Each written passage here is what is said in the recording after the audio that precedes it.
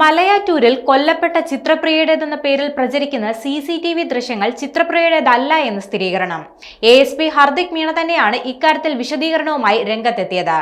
പുറത്തു വന്ന ചിത്രങ്ങൾ ചിത്രപ്രിയയുടേതല്ല. പോസ്റ്റ്മോർട്ടം റിപ്പോർട്ട് അനുസരിച്ച് CCTV ദൃശ്യങ്ങളിൽ കാണിക്കുന്ന സമയത്തിന് മുൻപ് തന്നെ പെൺകുട്ടി കൊല്ലപ്പെട്ടിരുന്നു. ചിത്രപ്രിയയുടേതായി പ്രചരിക്കുന്നത് തെറ്റായ CCTV വീഡിയോ ആണെന്നും ഇത് പോലീസ് കൊടുത്തതല്ലെന്നും ഈ ദൃശ്യങ്ങൾക്ക് കേസുമായി ബന്ധമില്ലെന്നും ASP പറഞ്ഞു. CCTVയിലുള്ളത് ചിത്രപ്രിയയല്ലെന്ന് കുടുംബം നേരത്തെ തന്നെ ആരോപിച്ചിരുന്നു.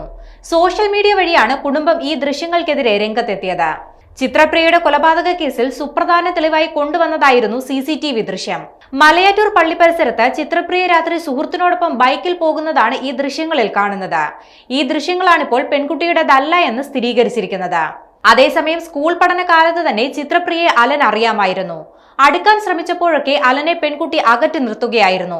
മികച്ച വോളിബോൾ കളിക്കാരിയായിരുന്ന ചിത്രപ്രിയ പിന്നീട് കോലഞ്ചേരിയിലെ സ്കൂളിലേക്ക് മാറി. അപ്പോഴും അലൻ പിന്തുടരുകയാണ് ചെയ്തത്. ഒടുവിൽ ബാംഗ്ലൂരിൽ പഠനത്തിന് ചേർന്നപ്പോഴും അലൻ ഫോൺ വിളി തുടർന്നു. ബ്ലേഡ് കൊണ്ട് കയ്യിൽ ചിത്രപ്രിയയുടെ പേര് വരഞ്ഞിട്ടു.